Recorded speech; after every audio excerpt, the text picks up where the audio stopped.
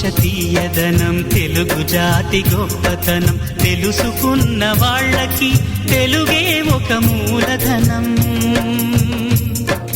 తల్లి తండ్రి నేర్పినట్టి మాతృభాషరా తెలుగు మరచిపోతే వాళ్ళని నువ్వు మరచినట్టురా